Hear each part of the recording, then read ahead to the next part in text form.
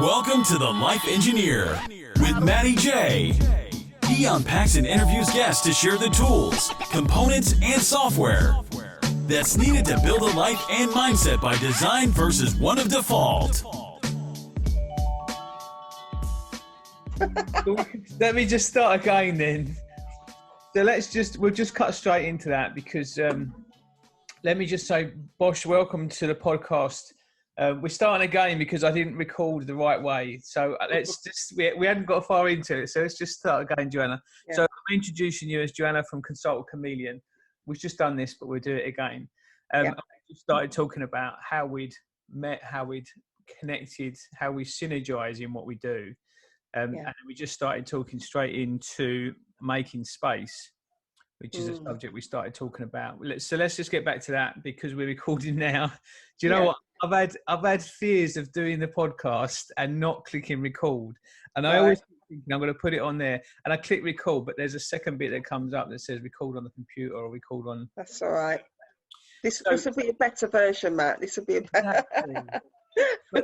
So this space, this space that we talked about, making space, which is one of the subjects we talk around. It is, so we were just saying as it's that vulnerability. In many ways, that's the biggest part of what we do, isn't it? Absolutely. I think, surrendering and kind of not expecting, or I mean, there's loads of cliches, isn't there? The kind of releasing the outcome, you know, and just kind of having your clear vision in sight. But the making space is really about saying, look, you know, in order to be able to receive new things, I need to let go of old things. And I think the reason I like that really is because it relates to your personal and your professional life. You know, sometimes in our, and actually that crossover between the two, we may have developed habits where we just can't let go of the old ways, you know. I'm a bit of a hoarder generally. I mean, although I justify it, you know, like, oh, you never know, but it's that thing about saying, well, actually, sometimes you have to say, do you need this anymore? Whatever that thing is in your life. And is it time to let it go? And I do think that sometimes we get stuck in this place where we say, oh, you know, I want this and I want to be doing that and I'd like to be doing this and I wish that. But we don't kind of do anything to make the space for that to happen. Yeah, I think it's funny because I had Lee on the podcast. There's a book I've got called Stuffication. Okay. Living more with less, and this links back to it. And I've always, my thing is, I like the analogies. I've always found ways of trying to see things simpler. So with the gardening, like in the autumn, if the garden didn't shed and let go and drop the leaves from the trees, it would never get in spring. Yeah. And that's similar. Like in businesses, there's a lot of people I work with at a certain level, the work becomes more about letting go than it does about getting. Because to delegate, you have to let go of responsibilities. Yeah. And powerfully do that and effectively do it. But that letting go in business enables you to get more time to be creative, more time to be. Yeah. And it's so the space that's held, I think, is the most treasured, and I really find that it is a bit like in a boxing ring. Is you have those rings, you have those ropes, and you have those rules to be able to get you to do the work comfortably. You know, if you went into a boxing ring with a knife, it's not fair, you know, but to go in there and use the rules to see where the work is, it's uncomfortable, but at the end of it, you can still have a hug with each other, but you've found the work. And respecting that space, I find it similar to doing deep work in coaching, that you have to find that space has to be protected. Because it's in that space you have to unpack, and that's where you let go by opening up, isn't it? It's like surgery almost. Yeah, absolutely. I mean, I always think that most of the things that we need to do, again, personally, professionally, is that inner work, really. So I guess, first of all, just in line with what you say, first of all, we have to invest in the space inwardly. You know, we have to commit to that and invest in that. I do think as well, for me, it's challenging on a really kind of micro level, because I also think that making space is about saying, in what ways am I clearing or holding a little bit of space that's not full with all the stuff that I'm doing. And you've seen I do a lot of different things. So it can be challenging sometimes to say, irrespective of what else is going on, I need to have this little bit of space. And that could mean for me, 5 minutes of meditation, which in meditative terms isn't very long, but sometimes it's just enough to say, okay, just remember, it's about reminding yourself of what this really means. Because it's really, and I guess as well, it's really easy, and it can be a kind of coping mechanism to always fill the space. It's a bit like people that struggle with silence. I've been in scenarios before. Now, when I was studying, my master's is therapeutic childcare, and when I was studying, I remember we used to have to do this 2-hour, it's like a therapy session with a facilitator, and we'd all go in. There was loads of us. We'd all go in and sit in the circle, and you'd have everyone shuffling around in their seat. There's this guy that I used to sit next to. He used to take his jumper off and put it back on around his shoulders, take his hat off, hang it on his knee, and we'd all be thinking, please, someone speak. And it was the therapist, but she was great, Teresa. She'd sit there and she'd just be not saying a word, and eventually someone would speak, and it was like almost like, ah. So there is this, I think there's this tendency to want to always fill the space. And actually sometimes what's needed is to, as you say, honour and acknowledge that space and the value of it.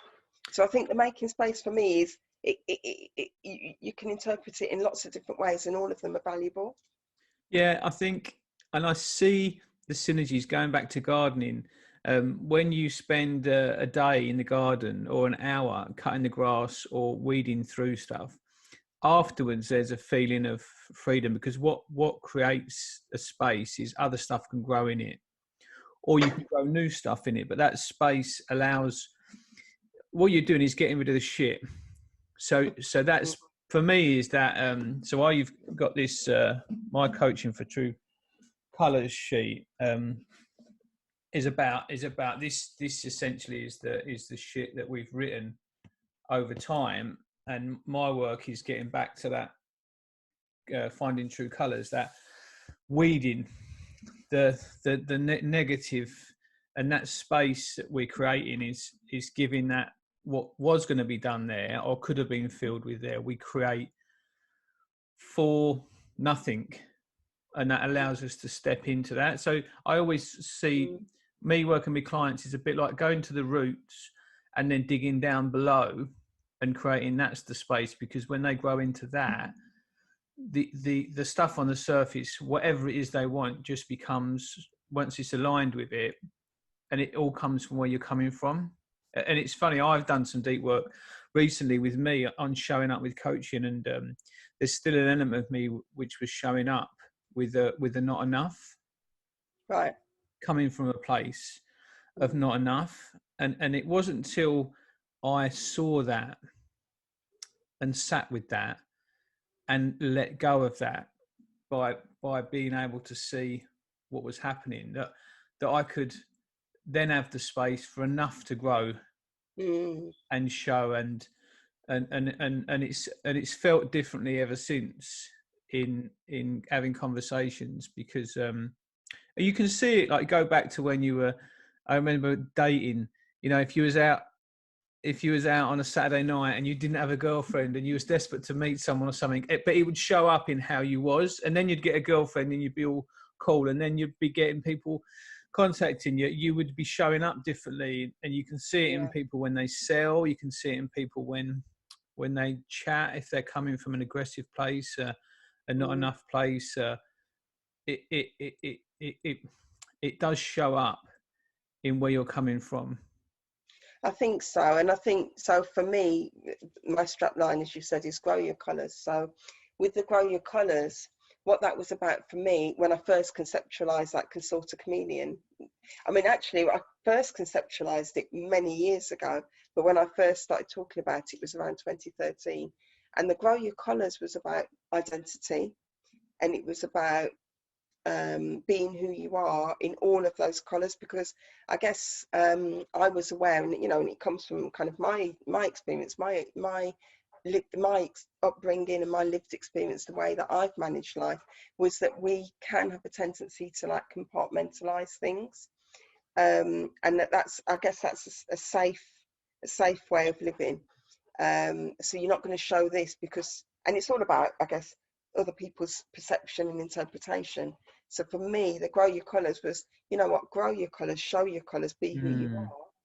And I think that a part of that is you've just used that peeling back that top layer. Part of that is peeling back that the layers of whatever our experiences have taught us about how we need to be for other people, and that, and again, the whole showing up in life, really, what we show up with, that we carry, and I guess we think it's invisible. So this is why we're always like, as you say, looking for someone, now have someone, and now 10 people are interested. It's almost like we're amazed at that, because it's almost like maybe we think that it's not showing, but it is showing. It's just that we can't see it. And you can see that, I think, with clients when they're talking. And I think my coach with me was saying, and it's funny how afterwards, and there's so much depth to all of this. You think you've done work on yourself, don't you? And then someone, and this was just a few weeks ago, I was like, shit, there's still more work. But it's similar again to going in the garden. The garden from at the moment looks fine, but if I look into the lawn, it's full of moss and it's full of weeds, and there's so much more that can be done on the work we do on ourselves, and that depth.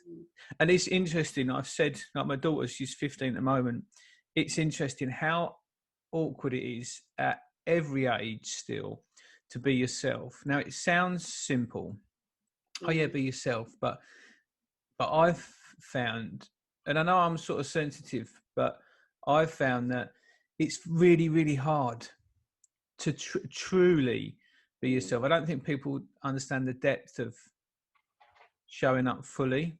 But sometimes we'll do it and we'll sort of say something, and even the way we say it is not truly coming through with sincerity, because we're holding back a bit, and it is that vulnerability. I think it's complicated nowadays as well, Matt, because of social media. And again, this is like opening another door, because on the one hand, people are always talking about being yourself and authenticity, hashtag authentic, all of that stuff, which I'm just like, and then there's a part of me that rolls my eyes, and there's a part of me that think, well, you might be misunderstanding it, so why are you rolling your eyes? And it's all that. There's layers to that.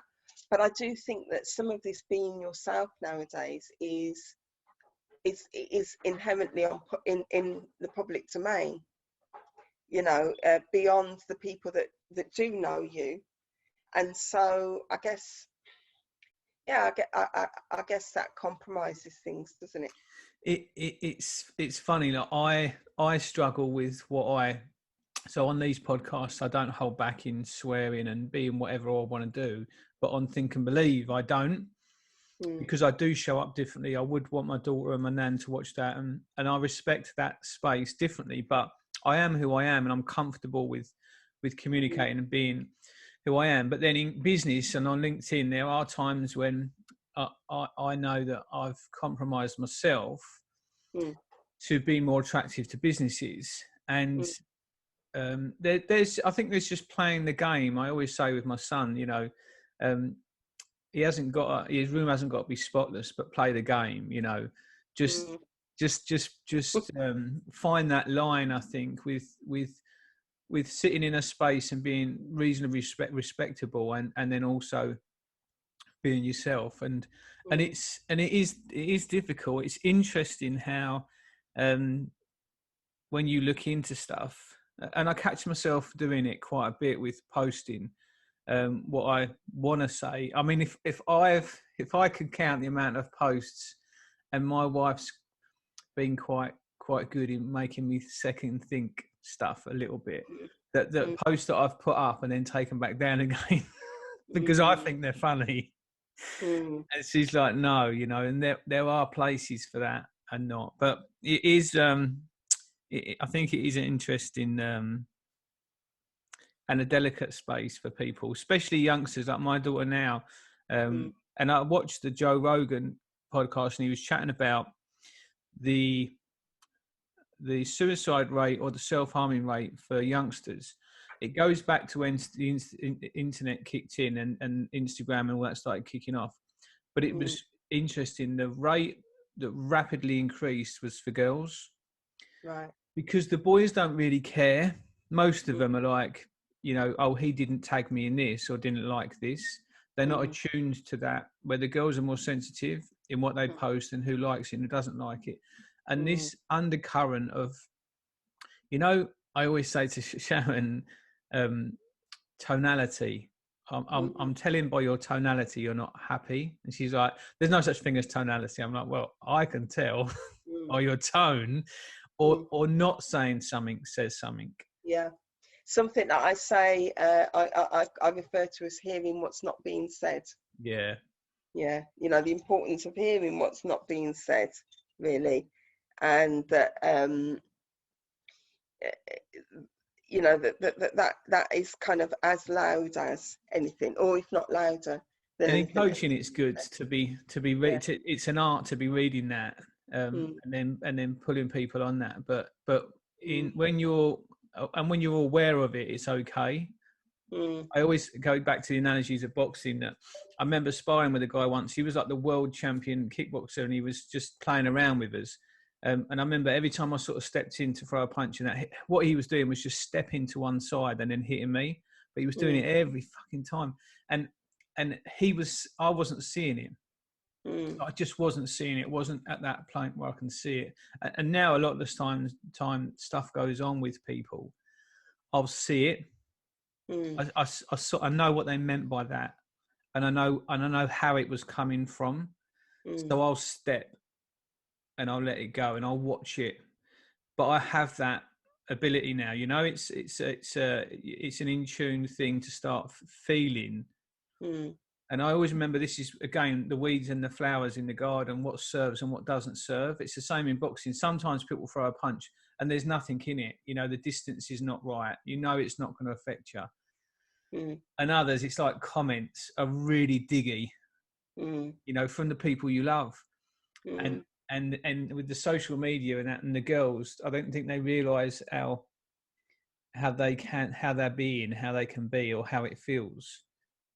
And they're not just seeing it, they're feeling it, and they're amongst it, if you know what I mean. Yeah, I think that is, and again, I guess that goes back to, I mean, I always say that our greatest tool is self. I've been saying that for years, and I do think that that's about fundamentally knowing who you are. This notion of being who you are comes from knowing who you are, really, and knowing, you know, it is basic stuff. But as you say, as we grow, and I say I'm thankful for that, because I guess if we come to the end, and that would be the ends of life, wouldn't it? You know, but there's this thing of knowing what triggers you, knowing how that plays out, and actually knowing in the moment. So you know, when I you know that I lecture on the on a counselling, coaching and mentoring degree program. So, you know, part of talking about that is about the importance of being reflexive. And I really like that kind of in the moment, knowing, oh, I felt that, and being able to do something with it in that moment. Yeah. So you know yourself, so I guess so well at that current time anyway, that you can almost feel when something has intruded. Yeah. You know, and I think that's really important. Like, I guess I guess if I know something really well, straight away I would look and notice something different about it. Yeah. And I would know that it doesn't belong to that thing. It's not I think normal. there's always trust that feeling inside is that quote above me that I did for Think and Believe. And that when I started finding the analogies, I started thinking there were people in my life that served me. They just did nothing but serve me.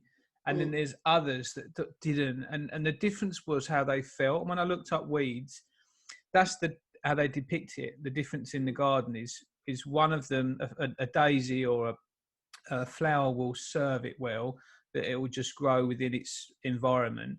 And the weeds are the arseholes that will just take over, and that will just cling, and that will draw, and that will sting, and they're just, the difference in the two is how it serves. So when I do the Waterman course and talk about if you put all your family members on a scale of -10 to +10 on how they serve and they don't, you would have this different layer of, and we joke at home that I'm borderline because because I'm funny enough to be in sort of Sharon's life, but there's points where she has to manage me. It looked like someone had a palm tree or something, or a grass, and they keep it in a pot because if they don't, it just takes over. So you have to manage it.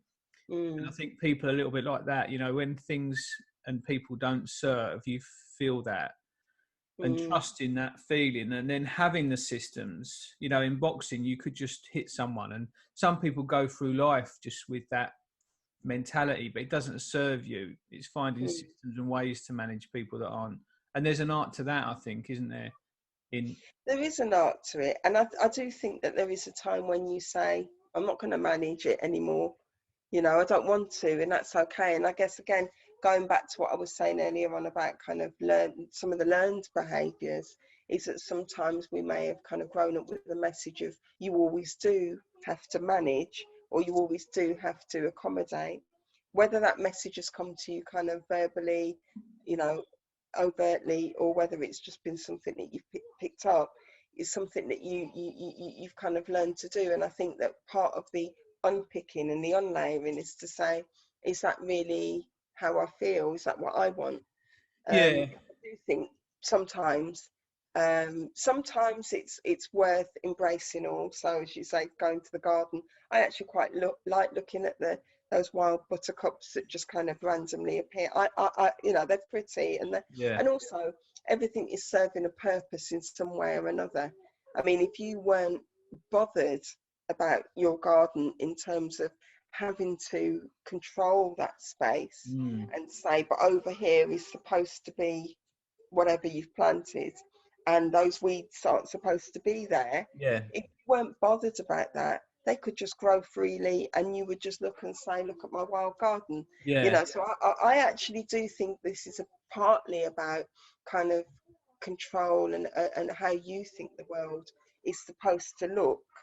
I think design, you know, versus default. The default is a lot of the time, it's how it is, just crack on, or whatever the default is that you, and the design bit, when it comes to landscaping, you're putting an element of design in, and that could be a garden that's a wild meadow, but most wild meadows are by design. If you actually left a garden by default, it would be full of weeds, brambles, and we used to have a field next to our house when we grew up.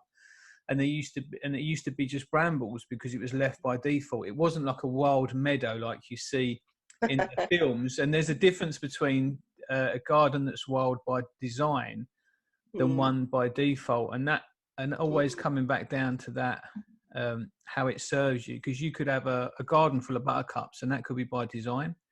You know, or you could have one. There's people that just have plastic grass. You know, and that to them is by design because they want to just spend time enjoying sitting in the garden. They don't want to cut the grass or anything. So I think it comes back to that design, as long as it's true to you. Yes. And that's the thing. If you've got all these monuments in your garden to make it look the best, or I remember when I first bought this house and I was putting borders and stuff around, and in the end, I had to change it because I couldn't keep up with it. So I had to take water features out and things out. So it was less to maintain. because by design I couldn't have that type of garden. I was trying to have a garden like my nan's, but she was retired. Right. You realise then that there's, by design, maybe when the kids are young, that it's just turf. And then that, and it's just interesting to work out what is true to you. And I think this is all being in tune to, I always say with the gardening, you have labels to work out where they're placed and how to manage them. We wasted loads of money, or I wasted loads of money on the garden, putting stuff in that wasn't suited to that area. And Shannon started reading up, and now we've got stuff placed that's flourishing well. And I think people to have that narrative and knowledge about themselves is key to living effectively, because like you say, what serves you and what don't. Knowing the time and the place, and actually that whole thing about being who you are as well. I mean, I can certainly say that. See, I didn't realise. So the Grow Your Colours was Grow Your Colours, and it was all about kind of identity and more, I guess, about the inner and the outer, but not going any deeper than kind of your experiences, I guess, and maybe your kind of ethnicity and your genetic kind of side. But then I as time's gone on, and I think everything comes to you at the time it's supposed to come to you, because as time's gone on, that the whole Grow Your Colours has kind of taken on new meanings as I've opened up to new understandings. So now that I'm more inclined to embrace things like chakra, for instance, and I go, how interesting, Grow Your Colours. That there's colours and they have different meanings and they represent different parts of you and your body.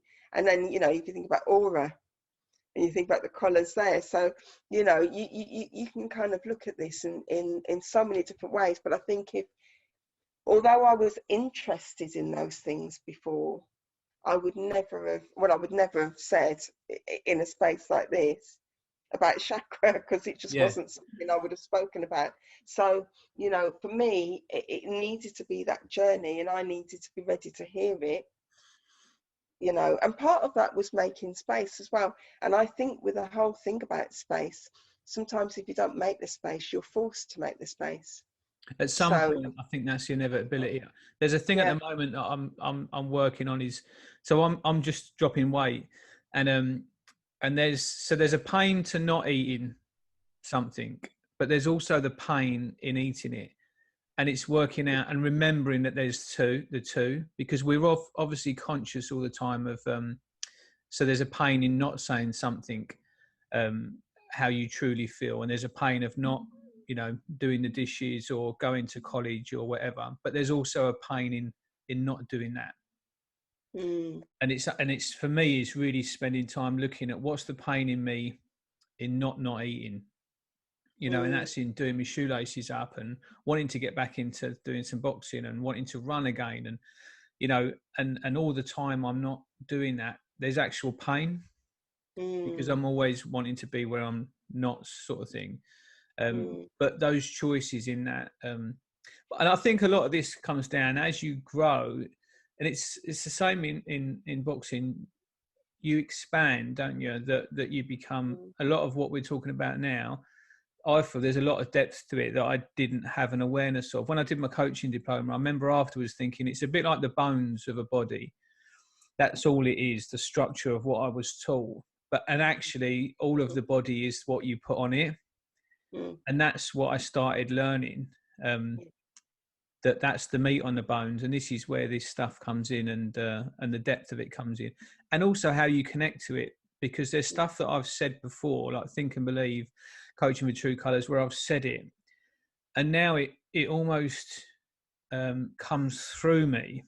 There's more, like you say, there's more, you get more depth in connecting to that terminology. And before it was a statement like Think and Believe. When I set it up, that belief comes further now, right the way down to the roots, and all of that means a lot more of where you're coming from because of the work I've done on it. I think, belief is such a massive energy, you know. And I think that people, I mean, if you think about like law of attraction and those things, you know, getting into kind of mindset, I always talk about heart flow. I'm not saying mindset's not important, but I always talk about heart flow, because I think actually it's more than just creating this kind of almost like box ticky thing. Oh, I need to do this, I need to be that, I need, Yeah. it's about, do you actually believe it? Yeah, You know? and I think this is the root. I think the mindset and that is a result, and the actions and the outcomes are results. But I think that's above the ground. I think the belief is what's down below the ground, and when you change that, Yeah. and it goes coming back to what I said about working with myself. If you believe you're not quite good enough, Mm. that's going to show up in your mindset. It's going to show up in your actions. It's going to show up in your outcomes. Mm. If you can work on that, a bit like root treatment, you know, putting that nutrition into the ground to be able to get more depth in being enough, Mm. and strong self-belief that Mm. you are enough, then the mindset is just an outcome of it. Yeah. Well, that, I mean, the analogy that you made as well about kind of food and not food, and what you think about that, you know, it's about, do you believe that something is loss, or do you believe that something is gain? You know, and if you can kind of, and I guess this links now to, I'm thinking about abundance mindset versus lack mentality. You know, abundance really is much more than a mindset, isn't it? You know, so it's this kind of actually believing in more, that book that you showed earlier on, you know, Suffocation, yeah, living more with less. less. Right. So that whole thing really is about kind of seeing more and believing more, you know, as well. Yeah, I use the term letting go to get that in letting go of, you think that you need to eat this, but in letting go of that need, you get the freedom to have and step into what's more powerful. And I think that letting go in a lot of things, you know, we get so, I've got to do this and I've got to do that and I've got to have this and I've got to have that and I've got to look like this and I've got to not say that. And I did this quote, give less of a fuck about a lot. And that doesn't mean don't care.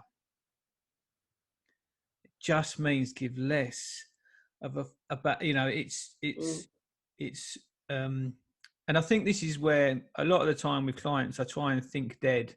And I've been talking to Sharon about doing it with the kids lately, you know, so I turn up better with the kids because they're getting older now, you know, and just reminding myself that they're going to be off soon. And that's not that, that's just to get me to think that this evening that we've got with them is precious, because, you know, I'm going to be waiting for them to come back to mum and dad's to have an evening with them before, you know, soon. It's not, they're still young, but just reminding yourself that what you thought was important, checking Facebook or doing this, that, and the other, in the terms of things, you know, if the kids weren't around, how much would you put that down quickly if they were coming back because you appreciate. There was a thing that came up, when did I write it down? The law of, it was about, I'll think of it in a minute. It was about like your first cup of tea in the morning is you enjoy it because it's the first one, but the second and the third and the fourth you don't enjoy as much. Getting to that point where you cherish that, but then you might have 5 or 6 cups of teas because you're desperate for that feeling. But and that's where this consumerism comes in, that you buy something and it was fantastic, and then it diminishes because you've bought it, so you buy something else again, and that and letting go of that.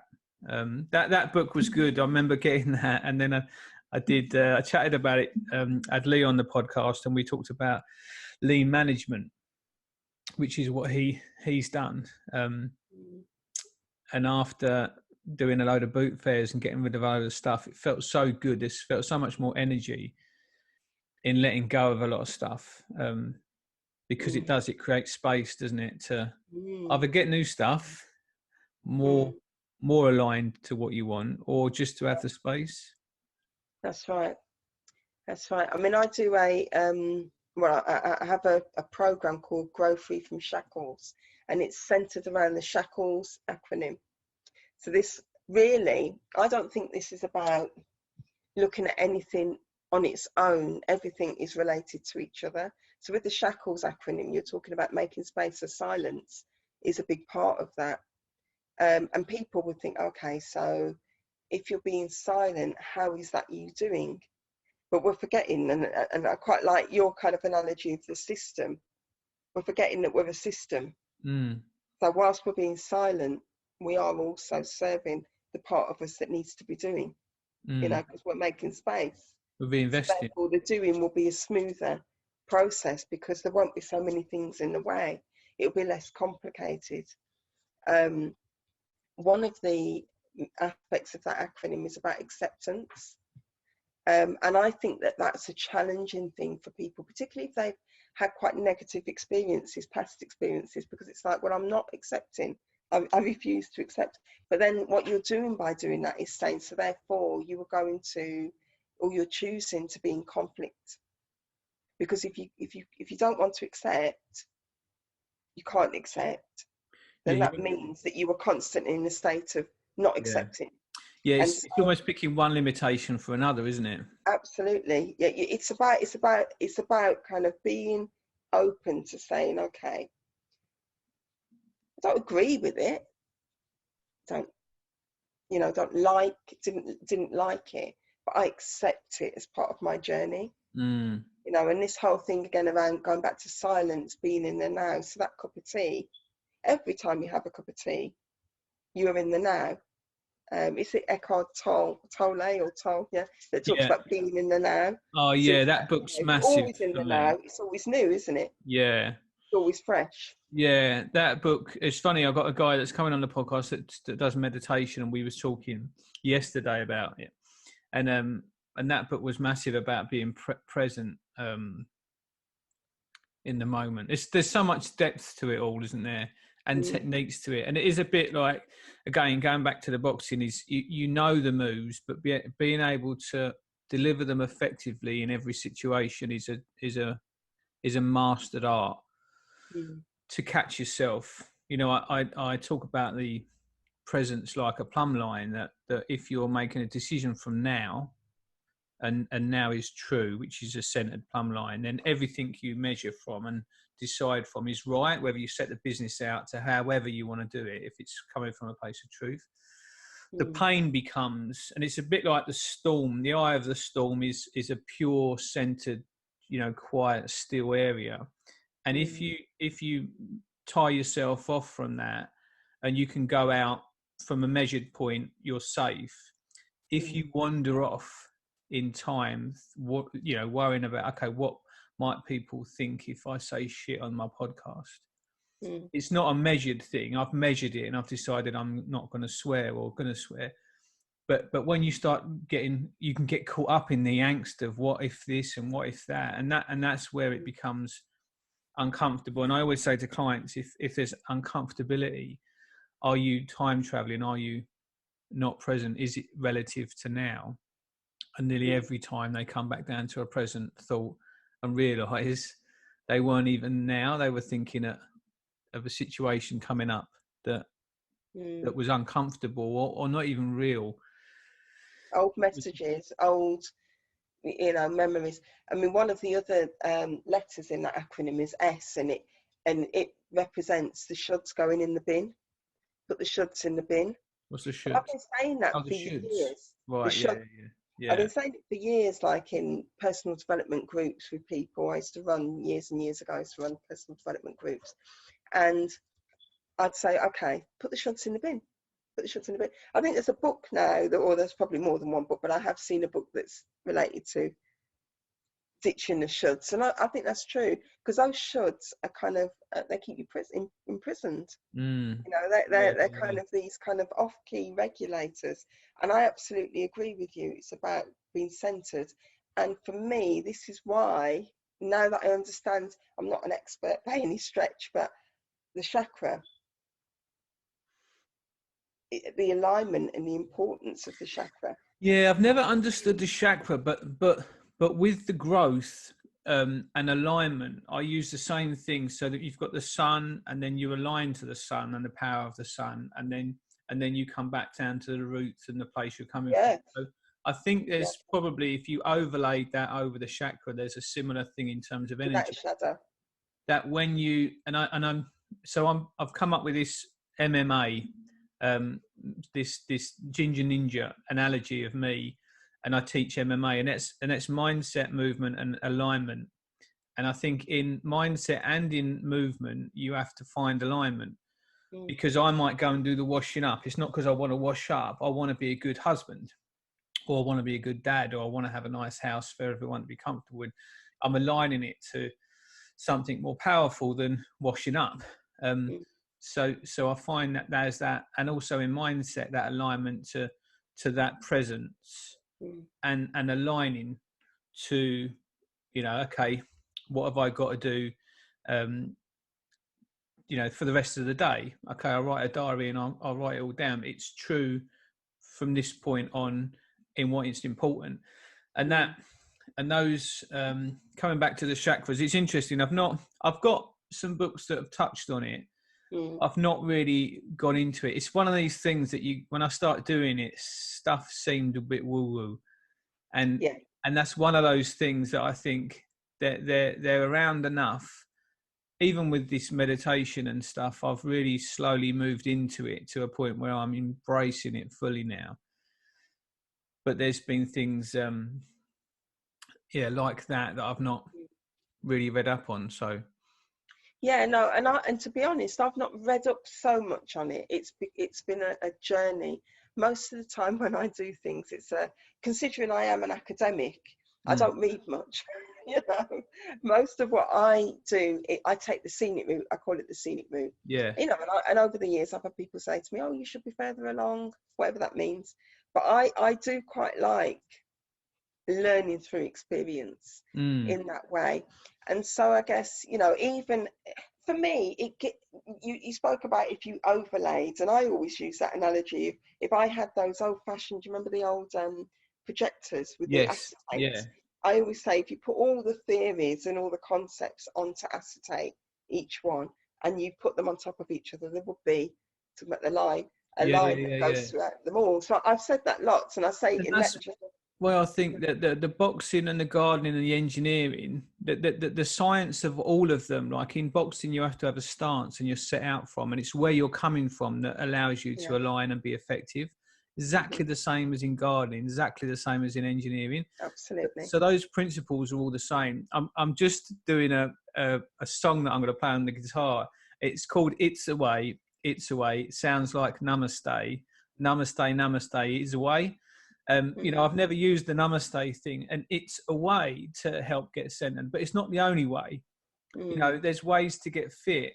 Going running isn't the only way, and it's a way is finding your ways. Your way. But it is a bit like cooking. My son's got a thing for my nan's coffee cake. It's like catnip, and he just devours it. You're lucky if you get a piece. But then she does a lemon cake, and he doesn't touch it. We are 99.96% the same. And I think apes and monkeys are like a point% different to that, but are so close to us. And it's the very last essence which is different. And it's the same with a cake. The ingredients of the shit we're talking about is generally how you say it, how I say it, how else someone says it. It's just the essence that's changing it. But these laws, I think, are the things that are common through them. Like so setting out a stance, where you're coming from, alignment in however you say it, the fundamental bread and butter, the milk and flour and yeast or milk or whatever it is, that are all the fundamentals of it all. Yeah. Do you know, and it's interesting because what's at the core of Consult a Chameleon, really, aside from the fact that the strap line is grow your colours, what's at the core of it? Obviously the chameleon is somebody that, or something that can kind of go into different scenarios and mix and blend. Yeah. And that is exactly what it is. So I would say that one of the reasons that I do all the things that I do, to other people looks like, oh my gosh, but you do that, you're a bid writer, but I thought you were a lecturer. Yeah, but you're a proofreader. Yeah, you're a mentor. Yeah, do all of those things. But actually that's because I can see the essence that you're talking about. And again, it's really interesting you use that word, because for years I've said, when I talk with people, I feel like I tune into the essence of them. Yes. So for me, it's not about all the other stuff. It's about the essence, and it's I guess it's the energy as well. But for me, the whole thing around when if I'm lecturing and I'm with a particular set of students that seem to be understanding things in a particular way, and most of it is intuitive, I will then speak in a way about the same thing that I know they will understand. So, you know, and I could be with a different group and say it differently, but I'm saying exactly the same thing. Yeah, it's funny. I think harmonizing, like you hear people that are singing and suddenly they harmonize. I did this thing with my daughter when she was going to bed, and we used to do this little harmony thing. And when you get that harmony thing, it's very sweet. Yeah. When it connects. And I think it's the same with people. Like I think we have a natural synergy in what we're doing. When we talk, we can catch it. And you have that naturally with people. But I think being as a coach, I think you find that you can adapt to that. So I've been with coaching a woman. I think she was mid-60s, nearly 70. And I remember saying to her, like, what would you do if you was being less of a dick about this? And I remember her being like, wow, no one's ever said that to me before. But then she was like, bang, bang, bang. And she almost needed a little bit of a slap. But in the right tone and the right place, that was the right thing to say. But you have to feel that and synergize with them and then have the trust to be able to do that. But I think I like that harmony. You change like a radio station, that if someone's not on that frequency, you shift, communicate with them. And I find that's the way that you can't change them, you change you. Yeah, absolutely. And it's interesting because part of what I did was I was doing a doctoral study, and I had to do some yet more stuff on my identity as part of that. And I was like, I don't want to do it. Done all this to death. But it's like, no, the supervisor's like, we have to. And I'm like, okay. So when I started looking into chameleon as an academic kind of thing, it was drawing up all this stuff around kind of like personality disorders, and it was really negative. And I was like, well, I don't perceive it like that, you know. Although you don't know, do you? But I mean, I say that we're all on a scale anyway, you know. But I just kind of thought, how interesting that is. So what does that say about embracing your colours, growing your colours, being who you are? Is that what forces people to kind of compartmentalize things because they're trying not to come over as too, you know, different or diverse or whatever? My sister, when my dad died, or it was a while ago, but my sister sent us over a thing on narcissism, and my dad was very narcissistic. And when I read it, I was like, yeah, that's me. That's me. That's me. And I remember it was like I was putting a chain of kryptonite around my neck, because for about a week I walked around being narcissistic. Like that was me. Right. And I remember getting to a point, and I said to Andy, I've just got to take this shit off. I get that I can show up like that. I get that I've been around that. I get that. But it's a bit like that plastic sheet. I've got to take it off me, because it's not me. It's what you're saying I am. It's what the list is, and I know that I'm definitely on a spectrum. Like me and my sister always joke about ADHD or ADD, but I think finding those things and aligning them to serve you, because I wasn't like I wouldn't be developing more than one business, and I wouldn't be able to do the stuff I can do. And it's, for me, it's finding what you say disorders are. Is that something you have to engineer out or engineer in? Because it might mean that you can do all these things and not get too stressed about it, because you you have a certain way of doing it. Like the thought of me doing one job all of the time almost kills me. That today I'm doing the podcast, I'm coaching in a bit, and then day after tomorrow I'm on lift engineering, I'm doing some surveys. So I've got these different businesses and for me that works. But it's taken me a while to make it effective. Yeah. So the charities, we've got links with connections to the similar charities that we're setting up in linking the community. I've had to make that an every other Friday 10 till 2 thing that I schedule in because I need to make space for the business.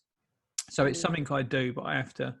And I think it's just finding the systems and components that work your way. And that's the thing, not any of these things that are deemed negative or not negative. It's just, does it serve you? Doesn't it serve you? And I think that the thing with the labeling and stuff, it's important to understand yourself, but not important to strap it around your neck like a negative thing and walk with it, because that's what brings people down. If you're ADD and you need to put some systems in to help with attention, then that's clever, that's sensible, that's effective managing yourself. But that doesn't mean you're a freak and that you can't, you know? Do you know what though, Matt, as well? I always say, I've got lots of sayings, right? One of them is there's no black and white, only grey. That's a common one. Students have some students have said, no, I don't agree with that. But that's fine. But one of the things that I say is that I've been in many rooms, or sometimes I only look in the window. So I think that this is what we're talking about here is all about our insight and why and how we're able to kind of link in with lots of different people is because it's about experiencing things enough that you get it, you know. And I guess there is a part of that which is about utilizing that bit, you would call it empathy, I guess, where you're able to say, okay, haven't been through that, but I know enough about that, or I've been able to connect that with an experience that I've had, that I'm able to bring that energy into that situation, that the person knows that I can hear what they're saying. And I think that this, I call it that because I know that there's been lots of things that I've been exposed to that on paper potentially I'd been on the floor, but I haven't. So there's been enough of an insight on that, and enough then that I can have like conversations with people and totally get where they're coming from. And not only that, I know that they know that. And, you know, that's fundamentally important, isn't it? When we want people to get us, you know. I think it comes back down to the understanding, like in engineering, I used to install a lot of different types of lifts, and engineers used to come on and think, well, how are you installing this lift when you've never done it before? I'm like, well, I understand the fundamentals, the principles of it. So the load way, I know I need to get a manual, but I know the sequence of what I need to do to set it up. And and understanding the fundamentals in engineering is similar in life engineering as it is in lift engineering. That when you understand that someone's going to be limited on where they're coming from, and you just need to find out where they're coming from and realign it, then there's the work. And it's like, well, that person was completely different to the others. Well, it wasn't. They were showing up how they didn't want to show up, and it was where they were coming from. And the theory is the same in fault finding.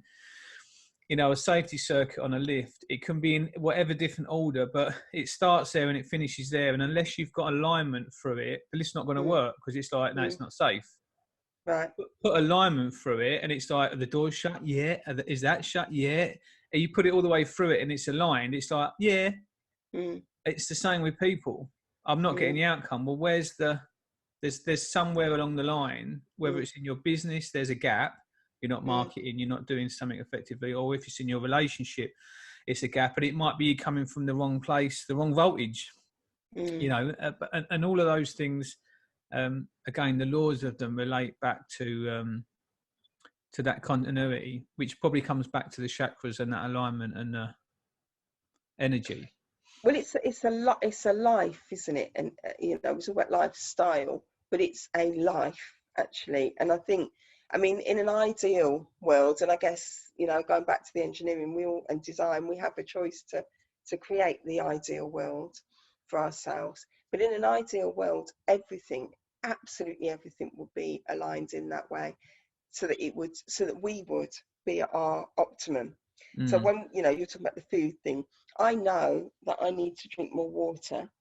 I'm looking down there because I've got like bottles of water, right? Yeah. So I know, right? So I know that that's something. I know it to be true logically. I believe it to be true. Sometimes I'm really in it, and other times I'm really bad at it, right? But what I know, irrespective of what I'm choosing to do within that space, is that by drinking more water, eating less processed foods, exercising, meditating, working with nature, tuning into what's true for me, ditching the excess baggage, throwing the shoulds in the bin, learning the lessons that life has presented to me without harbouring them like blooming ball and chain. I know that that means that I'm a more free, resilient, aligned, healthier person. I know that to be true. I don't do all of those things. I do some of them most of the time, and some of them more than others. So really, you know, we can be at our optimum in terms of mindset, or, you know, we could be meditating all day long and still eating rubbish. And what does that mean? Because really, we know that if we're really tuning into source, as you would say, or the sun, as you mentioned, if you're really doing that, then you would make sure that your body is free from toxins, so that there's less layers between the you and there. But we you know, if we are full of toxins and we are eating rubbish and we are drinking rubbish, then we are creating a barrier between the two. I think I do like that analogy that essentially we're all cleaning up. You know, we're getting back to that, and in everything we're doing. You look at a young child, like my niece at the moment, I think sort of 6 or 7, and even now, you go back to someone that's 3 or 4. You look at them and how they're showing up. Like everything's joyful, everything's fun. You know, if you're going to video and take a video of them, they want the video to be on, and so everyone can see them. There's not yet any resilience or any fear in terms like of resistance. Yeah, they're truly colourful. And then over the years, you can sort of see people starts to sort of get the narrative starts building up, and affects that, like ink in the water. You know, it affects that of how they are showing up and seeing themselves. You know, but I think the work is getting back to is getting back and getting as clean as possible. You know. Yeah. Are you all right? Yeah. It's an hour and 10. We're going to have an hour. Are you all right to carry on? Yeah. I can carry on. So we've gone through. So making space. The bigger picture was one thing we said. We spoke about vision and belief.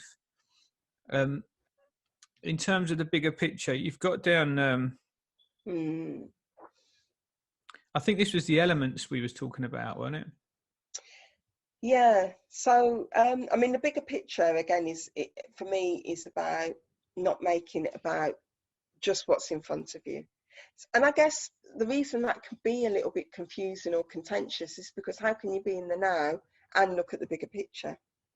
All of these things that we spoke about before really are connected. So, you know, I think we spoke about inspired action. So, you know, on the one hand, it's like, if you're in the now, why are you trying to visualize your future? Why are you bothering to goal set? Because if you were really in the now, that wouldn't be important, because that's not here yet. So for me, it's about the inspired action is kind of about having a sense of the bigger picture, having a sense of purpose, I guess, having a sense that even the things that are going on that maybe that aren't as appealing to you or uncomfortable or cause you conflict or whatever, are all part of that same journey, because they're all bringing something to you that will fuel your journey, fuel your inspired action, so that you then kind of, and I guess the quest is that that desired ideal life. That for me, it doesn't mean that I don't enjoy what's going on now, or I don't appreciate what's going on now, or I don't accept what's going on now. It's just that I know that I could do more, and it's as simple as that. I've just been doing this course correct, and it's essentially like I've got a sheet, and it works from what you don't want and what you do want. And the theory is, if you do less of this and more of that, like a plane, you're going to get to where you want to get to. So those things that you should do more of, and the things you should do less of, if they're in alignment with what you want to get. So if you want to earn more money, you've got to make more calls, or you've got to spend less time on Facebook. That's the two things that will get you to be making more connections. And when it comes to the top bit, I talk about creating the energy. So in engineering, if I only want to move a small motor, I could have a 12-volt supply. If I want to move a lift, I'm probably going to need a 415-volt supply. I could use 240 volts, but the energy needs to be bigger. And in some goals, like setting your business up, what I get people to do is align to the negative and the positive, because I don't necessarily want a six-pack. I just want to be able to do yoga more comfortably and actually potentially box and go running more comfortably. So I'm just motivated more from the not action of it than I am from having a wonderful body. But both of those things in alignment can help me move and will get me up and go for a walk or a run. And it's connecting to both of them things to energizers, not just the positive. Because the opposite of those shackles is if you don't take action and stay shackled, or whatever the terminology is, it's what are you then giving up for the rest of your life? And I think coming back to the bigger picture, for me, it's a bit like an artist that in the moment of making that brush stroke, he's not thinking about the bigger picture, but he's referencing it, the tone and the layout of it. When we set out lifts, we look at the bigger picture by getting a grid reference to where the lifts go in the building. Because if you just you had 6 lifts next to each other and you put them all within the shaft separately and then tiled the floor, well, there might be a different measurement in the tiles and the lifts all the way along. So you set out to a grid line. You do that at the start for the setting out. Once the setting out's done, and then you set out back and you find the tightest point in all the shafts, just that work is important in setting out lifts. But it gives you a reference point. And then once you've got your line in the shaft, that's relevant to all the other lifts and the grid line of the building. You can then work from that. So if you set back, which is what we do with coaching, is what do you want from life, what do you want to get, and you create this set out, this alignment, this point of reference, everything then should work from that. Because if that's a case of I want more of an intimate relationship, then when it comes to Friday night, you're going to go out with the lads, or you're going to spend some time with your wife, or you then choose from that point of reference and stay on track, ideally. That whatever it is, and I think that bigger picture is needed, because a lot of people never step back enough to look. I think you're right, and I think that kind of planning and prep is not my strong point, although I'm probably better at it than I realise. People always say to me, "Oh, you're so organised," and I think I'm really not. But then I think that because I see that I'm not, I do make the effort to. The other thing, the terminology, a one-eyed man in a room of blind people is God. And you may not seem organised to you, but to them you might be ultra organised. Well, their thinking is, again, that thing about doing lots of different things, But what you do, but you don't. What you don't see is you're at a level. Mike Tyson thinks he's just a boxer. He doesn't see where everyone sees what he's done, and a lot of the time, I think we don't step back and see how far you've came. Well, I remember years ago when I used to teach, again, different, it was personal development, it was part of MBQ actually years ago. And I remember finding this handout, and it was about self-esteem, positive self-esteem. And I remember it being, anyway, it's about the comfort zone, moving out of the comfort zone, habits, and taking different action and going through this kind of process. And the bit that jumped out for me in terms of achieving goals, the bit that jumped out for me that I thought, this is the bit that's important, is the celebrating. And that's the bit that we tend to not do, is to celebrate the achievement. So we can achieve, never celebrate. So therefore, we don't actually take it on. And when I think about those three words, take it on, I think about someone I used to work with. She was a Gestalt psychotherapist years ago. It's when I worked in children's homes, and she was she's a really strong, what I call a Cockney accent, but then I guess where I'm from, it would sound that. But she used to say, take it on, Joe, just take it on. And I always think, it is important to take it on. Do you know what I mean? And not just think it's nothing. But then I also think that goes with what you said about, at the moment, this is what you want. All you want is this. But I think that we always, it's a bit like, Maslow's hierarchy of needs. We always get to the next point, don't we? And we want more, I think that's success. That's those next stages of success. And I don't think that should be denied. But I've got up before. I generally get up between 4 and 5. And I've got up before, and I've gone for a run. I've done the washing up. I've done some yoga. I've journaled, and it's 10 o'clock. Sharon's come down. We're having a coffee, and I'm like beating myself up about all the stuff I've got to do today. And I've probably done more in that day than most people would do in a day. Yeah. And I have to try and stop myself and actually go back and just record what I've done, because there is, I think, for me, there's this haunting. From the background and from me of never enough, there's this haunting nothing's ever good enough. So I have become institutionalized to be constantly, the garden is lovely, but how much time do I enjoy it? I'm always thinking of what I should be doing in it, and don't sit and enjoy it. And that has been something that I've had to sort of slow down and work on. And I think anyone that is successful, there's an element of energy that's moving them.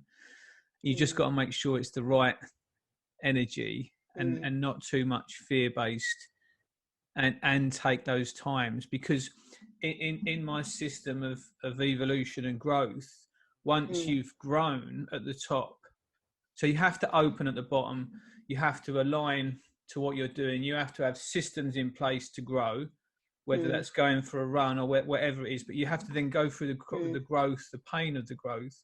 Then you come back down to the reward, which is the apple, and then you come back down to reinvest. And it works out that every one of them is equal in terms of you have to reinvest in that time. And I think I was never reinvesting enough in giving myself time, giving myself a break.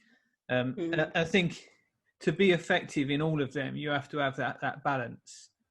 It's about balance, isn't it? Better systems. You have to align fully. You have to open fully, to be honest, and actually get the truth of what you want, and then align that to a system to take action, and then get your results, and then reinvest, and then do it again. That's that making space again. And again, when we first spoke about that, I said that it kind of covers so many different parts. I mean, there's a book that I read years ago. One of my students gave it to me, actually. It's about eating the frog. I can't remember what it's called. Eating the frog first. And I just think that's so useful, because that frog can keep you feeling all day that you've got so much to do. And actually, you eat the frog and you suddenly feel free. And then everything else kind of flows from that. So, I do think that that's a good way as well. I guess it's about not running away. Again, embracing, accepting, not running away from things. Yeah, I have a system on my phone. Each day I have certain things that I put in there, and stretch is one. Right. And that, what I mean by that, it's not yoga. That stretch is like, do something that I've been putting off, or that I've been fearful of. So for me, it's like the sparring. What have you got to get into and really get to And at the moment, it's fucking landing pages and shit on the internet, on the website, because it's painful for me to do. But that's that point of stretch that I know I'll do a bit more today, then tomorrow I'll get it. But that's the frog for me. And it's having the systems to do it. I mean, we've been chatting for a bit. I think we should wrap up then, because we could probably do another one of these easy. Easily. I think we scratched the surface, haven't we? Yeah. It's interesting though, isn't it? I think we'll definitely have to hook up and do another one, but I think that brings us round quite nicely to back to the space, and then we'll leave it at there. Do you want to chat and give us any of the contact details? Have you got a book? Did I put a thing on your thing about some books that were delivered? Is that your... No, that's I've made these. Oh, that's a good thing, isn't it? I've made these. So from the Consult a Chameleon, I've kind of come up with a notion around chameleon insights. Right. Chameleon insights. Nice. Right, back to front. But what I've just done is developed, along with the woo-woo, I guess, is develop these Calamity Cards. Right. So it's around kind of, I guess it's a set of navigational cards that are a culmination of me putting together some of the things, some of the sayings or pointers that I think are useful to kind of, again, stop you in your tracks, catch yourself in the act. That's one of the shackles rules, if you like, as well, where that kind of stops you and says, okay, oh, do you know what? It's true. I do need to do that. Yeah, absolutely. So that's what they are. So it's just a set of cards, my favourite colour on the back, and then some statements on the other side. You just pick a card, read do it how you like. I'm very, because I'm a bit woo-woo. Well, I mean, if anyone wants to kind of send me a message on Facebook, so just Joanna Oliver, I'll respond like that. I've not done my landing page or anything like that yet. So if you just send me over your links, I'll send it all over, in a profile Instagram, photo. if you follow Consult a Chameleon on Instagram, there's a lot of, you can find me on there quite easily, kind of posting away. And is there anything other than the cards specifically you want to flog while you're cards?